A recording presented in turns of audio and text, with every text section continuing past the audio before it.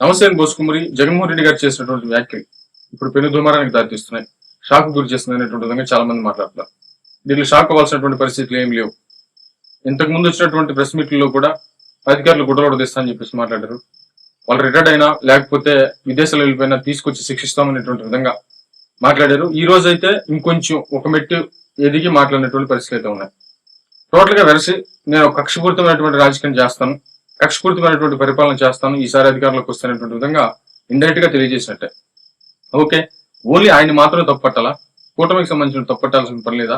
Red book గురించి తప్పట్టాల్సిన పని లేదంటే ఖచ్చితంగా ఉంది. ప్లస్ మన దీంట్లో బాగా గమనించాల్సినటువంటి విషయం ఏంటంటే వైసీపీ పార్టీ 11 సీట్లు అంటే ఎక్కడా కూడా ఈ కనీసం మాట కూడా చెల్లేటువంటి పరిస్థితులు, అత్యంత క్రైసిస్ లో ఉన్నటువంటి పార్టీ.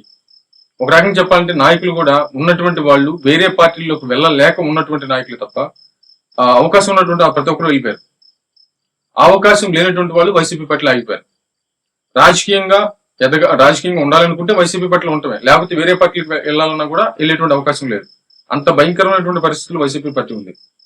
ఇప్పుడు పడుతున్నటువంటి కేసులు, జైలుకి వెళ్తున్నటువంటి నాయకులు, ఇదంతా ఒక రకంగా చెప్పంటే పూర్తి క్రైసిస్ లో ఉన్నటువంటి పరిస్థితులు అయితే ఉన్న వైఎస్ఆర్సీపీ పార్టీ. ఈ టైంలో కార్యకర్తలు కాపాడుకోవాల్సినటువంటి బాధ్యత వైఎస్ఆర్సీపీ పార్టీ అధినేత జగన్మోహన్ రెడ్డి గారి మీద ఉంది. కాబట్టి రోజా గారు మొన్న చెప్పినటువంటి మాట కూడా ఇదే. మాకు తప్పు చేసి జైలుకి వెళ్తే బాధపడాలి, తప్పుడు కేసులు పెట్టించుకొని జైలుకి వెళ్తే విధంగా ఏదో ఒక సినిమా ఒక డైలాగ్ రాసినట్టుగా చెప్పినట్టుగా చెప్పారు. అది కూడా ఇది కూడా సేమ్ ప్రాబ్లమే. కాబట్టి కార్యకర్తలకి అటువంటి నాయకులకి ఒక మోటివ్ ఇవ్వటం కోసం, ఒక ధైర్యం ఇవ్వటం కోసం ఖచ్చితంగా ఈయన చెప్పేటువంటి మాటలే తప్ప ఇంకోటేం కాదు. అలాగని చెప్పేసి మీరు ఎగ్జాంపుల్ ఒక విషయం చెప్తాను. జగన్మోహన్ రెడ్డి గారు మాట్లాడిన దాంట్లో ప్రధానంగా తీసుకుంటే మామూలుగా అయితే 2.1 అంటున్నారు. అంటే ఇంతకు ముందు స్టోరీ చెప్పకుండా సినిమా తీశారు. నేను సినిమా తీస్తా అంటున్నాడు ఆయన, సినిమా చూపిస్తారు అంటున్నాడు ఆయన. ఇంతకు ముందేమో సినిమా అనేది చెప్పకుండా సినిమా రిలీజ్ అయింది, చూపించారు, పరిపాలన మొత్తం సినిమా చూపించారు. అదేవిధంగా నెక్స్ట్ రాబోయేటువంటి దాన్ని 2.0గా ఇలా చేయబోతున్నాం అని చెప్పేసి స్టోరీ చెప్పి మరి సినిమా చేస్తున్నటువంటి పరిస్థితులు అయితే ఉన్నాయనేటువంటి విధంగా చాలా మంది మాట్లాడుతున్నారు. అంటే అంతేగా మరి ఇప్పుడు నాకు తెలిసి రాజకీయ రాజమౌళి అవుతారా జగన్మోహన్ రెడ్డి గారు? Okay, right. దీనిలో ప్రధానంగా పార్టీని కాపాడుకోవాలి కాబట్టి ఈ విధమైనటువంటి పరిస్థితులు వెళ్తున్నాయి.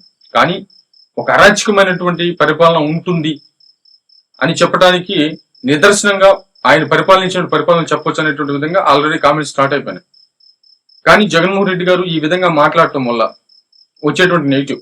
ఎందుకనంటే అసలు జగన్మోహన్ రెడ్డి గారి మీద ఉన్నటువంటి ప్రధానమైనటువంటి అలిగేషన్ అరాచకమైనటువంటి పరిపాలన చేస్తాడు, దౌర్జన్యంతో కూడుకున్నటువంటి రౌడీజంతో కూడుకున్నటువంటి పరిపాలన ఉంటుంది, ఇష్టారీతిగా అంటే ఏదో సంక్షేమ పథకాల పేరుతోటి డబ్బులు ఇచ్చేస్తే ప్రభుత్వంలో ఇంకేం చేసినా, నాయకులు ఏం చేసినా, ఎలాంటి వాళ్ళు ఏం చేసినా కూడా చూస్తూ ఊరుకుంటారనేటువంటి ఒక భ్రమలో.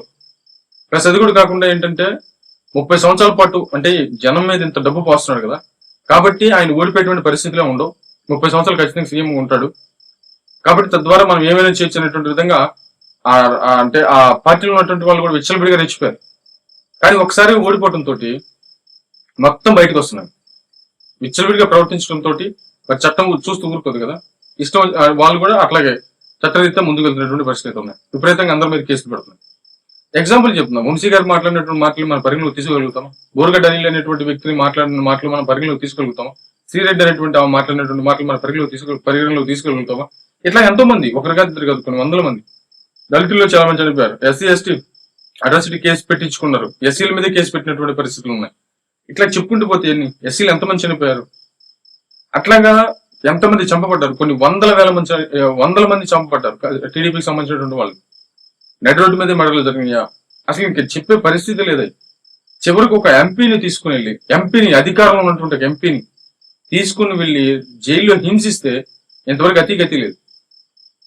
బట్ కొంతమంది ప్రచారం చేస్తున్నట్టు 2.0 ఎలా ఉంటుంది అనేటువంటి విధంగా వాళ్ళు ప్రచారం చేస్తున్నారంటే ఇక డైరెక్ట్ గా అధికారుల ముందే చంపేయటం, ఇంట్లోకి వెళ్ళి పోలీసులని ఇంట్లో బయటకు ఆపలా పెట్టి ఇంట్లోకి వెళ్ళి చంపేయటము, లేకపోతే అత్యాచారాలు చేసేయటము, ఈ రకమైనటువంటి భయంకరమైన విధానం ఉండబోతుంది అనేటువంటి కొంతమంది ప్రచారం చేస్తున్నారు. బట్ ఎవరి వర్షం వాళ్ళది, మరి ఎన్ని జరగవు అది వేరే విషయం, మనకు సంబంధం లేని విషయం. బట్ జరుగుతున్నటువంటి ప్రచారం అయితే అది. కాబట్టి ఇంత పర్టికులర్ గా కాకపోతే అటు కార్యకర్తలకి, నాయకులకి ఒక మోటివ్ ఇవ్వటానికి అయితే మాట్లాడాడు. కానీ ఇక్కడ వచ్చేటువంటి నెగిటివ్ ఎలా ఉంటుంది అంటే జగన్మోహన్ రెడ్డి గారి మీద ఆల్రెడీ ఒక అరాచకమైనటువంటి విధానం, ఎక్కువ దౌర్జన్యం ఉంటుంది, ఈ రకమైనటువంటి ముద్రే ఉంది ఫస్ట్ నుంచి జగన్మోహన్ రెడ్డి గారికి. పార్టీని కాపాడుకోవడానికి మాట్లాడారు ఓకే, కానీ ఇది ఇంకా ప్రమాదకరమైనటువంటి పరిస్థితికి వెళ్తుందేమో. కాకపోతే ఏంటంటే ఈ ఒక్క భరోసానే కార్యకర్తలకు ఉంటుంది. మిగతా వాళ్ళు ఎంత ప్రచారం చేసుకున్నా కూడా పోనీ నా కార్యకర్తలు నాకు ఆగుతారు అనేటువంటి విధంగా ఆయన ఏమైనా మాట్లాడాడు.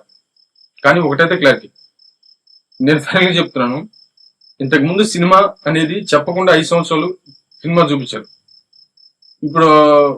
ఇప్పుడేమో 2.0 అయితే మాత్రం అంటే స్టోరీ చెప్పి మరీ సినిమా తీస్తున్నట్లుగా అనిపిస్తుంది అనేటువంటి విధంగా చాలా మంది మాట్లాడుతున్నారు. మరేమైతే చూడండి.